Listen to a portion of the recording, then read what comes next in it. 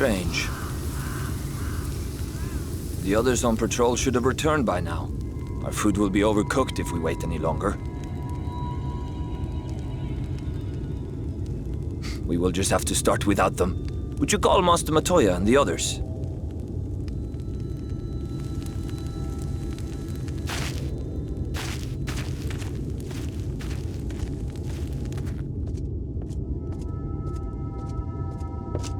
I tire of these games, Urianger. Why do you pretend you cannot see it?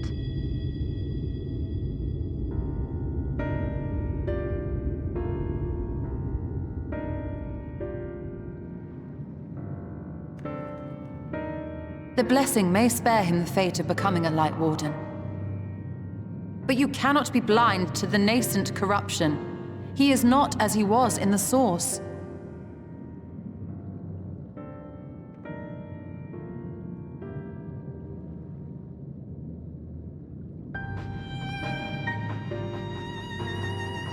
Though I have no proof, I fear that the light which poured forth from the Wardens was not negated at all. I fear it was absorbed, that he has been suffused with their light.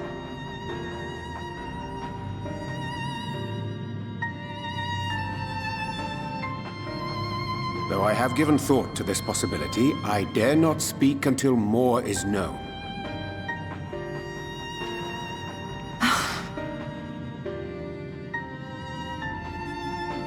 By the time you deign to enlighten us, it may be too late, if it is not already. Urianger, I know full well, after all these years, that you have only the best of intentions. But that does not make it any easier to put my faith in a man so infatuated with secrecy. I have had my suspicions ever since the Exarch bade you speak that day. But now I must ask. The 8th Umbral Calamity and all that followed. Everything you claim to have seen. Did you?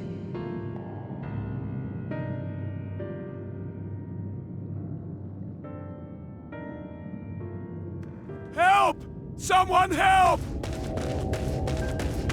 The Eulmorans have come for us! We're under attack!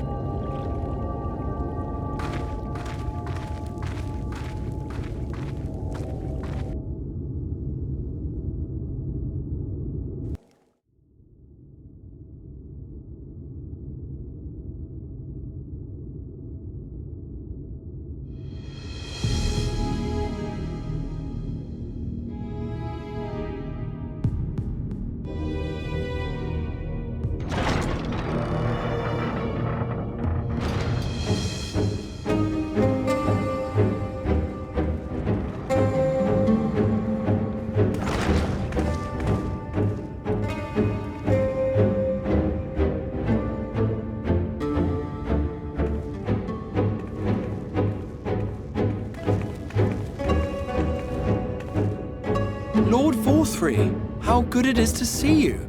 How long has it been? Not since your inauguration, unless I'm mistaken. Too long, at any rate. May I say how humbled I am to be invited not only into your city, but your home. You are as generous as ever. And you as disingenuous. Let us dispense with the pleasantries. This merry band of dissidents people are calling Warriors of Darkness. They have slain Sin-Eaters, and by all accounts the Crystarium is complicit in their villainy. And now I hear reports of your people obstructing my soldiers. So I must ask, what exactly do you think you are doing? I might ask you the same thing. It should be clear, even to you, that defeating the Light Wardens represents the world's only hope of survival. Even now, the people of Lakeland and Ilmeg rejoice in the return of night. For 100 years, they yearned for a means to fight back against the Sin-Eaters, and at last they have found one. Yet you choose to stand idly by and do nothing. Why? Why? Because this hope you cling to is nothing more than a fever dream, an exercise in futility. Even should you slay the Sin Eaters, the world as we know it is beyond salvation. With what little land and resources remain, the people would be free only to starve. Before long, they would turn to violence, then to war, and ultimately usher themselves unto oblivion. They require a firm hand to shepherd them from the edge. The hand of a king, nay, a god. I will see their dreams fulfilled, their wishes granted. I will give them peace, order, and they shall never want for bliss.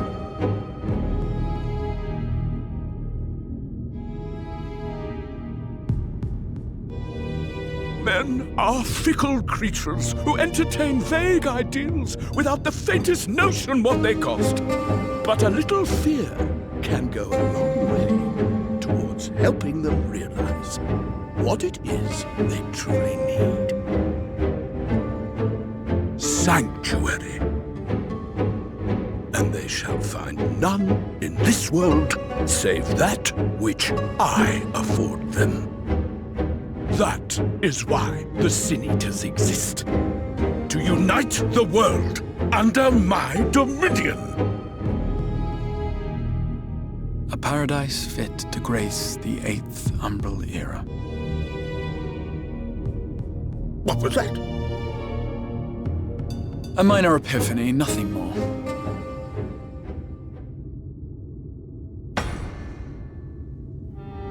You have always held sway over those around you. Those who defy you must submit or die. What sits before me is the inevitable result of bloated privilege and unchecked power. But man is more resilient than you think. His achievements are not the product of violence and bloodshed, but compassion and understanding. This calamity is but another crisis to be overcome, and we will, once we eliminate the Sin Eaters.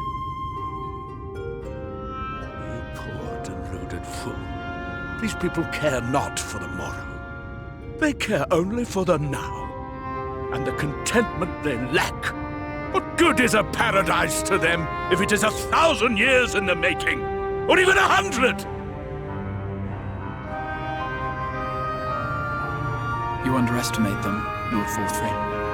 They see further than you think. I have beheld it in the blood and sweat and tears of those who would sacrifice everything for a future they may never know, that their children may never know.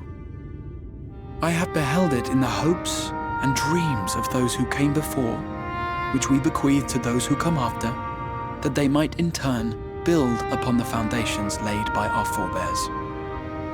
These are the bonds which hold man and his world together, not your gilded chains, and I will resist your every effort to shackle him. In summary, you will continue to support the villains hunting my Sin Eaters? With tremendous enthusiasm, for I have faith in the future they would build.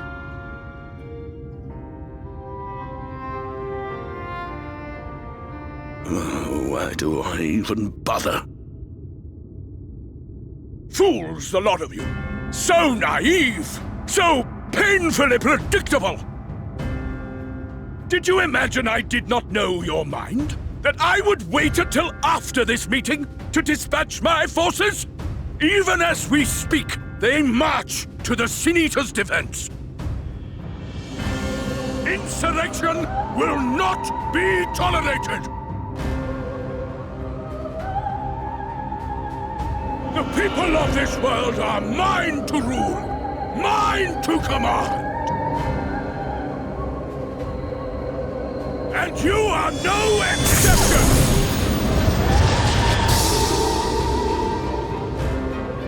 What? How did he?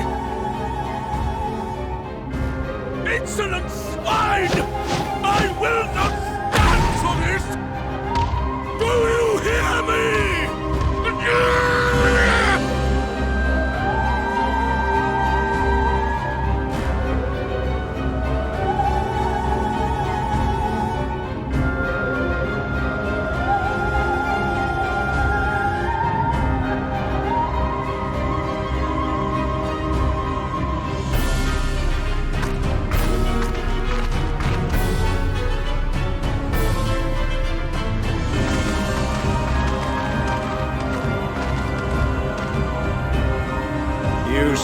for the Knights Blessed?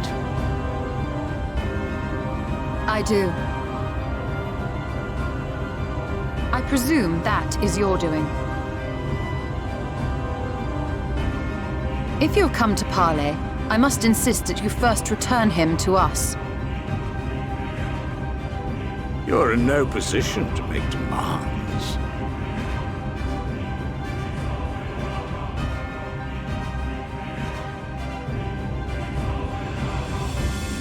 By Lord Vorthry's decree, Raktika now falls under the governance of Eulmoran. You will henceforth answer to us.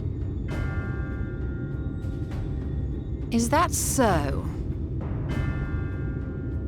And the children of the Everlasting Dark have acquiesced to this madness? We have reached an accord, yes.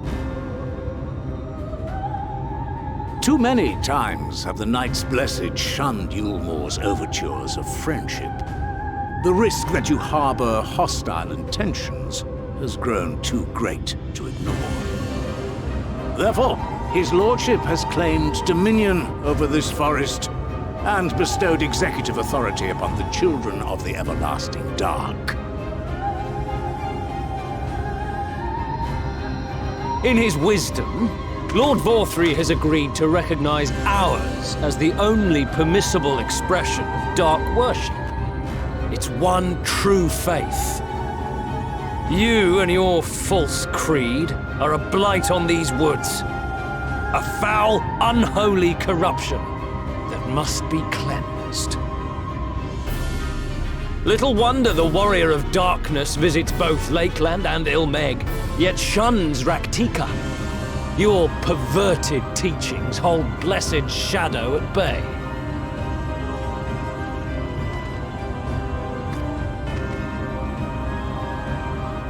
You have accepted the yoke of Eulmoran to spite us, then? Fools. Darkness will never return to these skies while they hold sway. Those of you minded to obey his lordship are to make for Woven Oath with all haste. We will leave you, that you may have time to prepare. Woven Oath? Are you suggesting we abandon our fate to join those zealots? What has your faith afforded you thus far? Nothing! We will guide you along the righteous path. And should we refuse?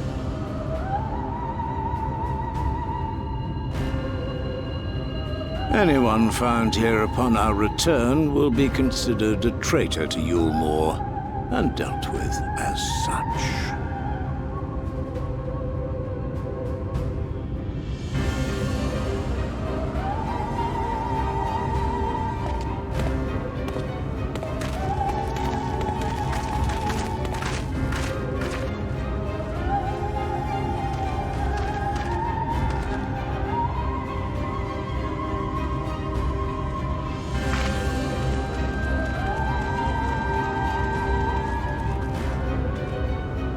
We will discuss these developments after I have tended to our casualty.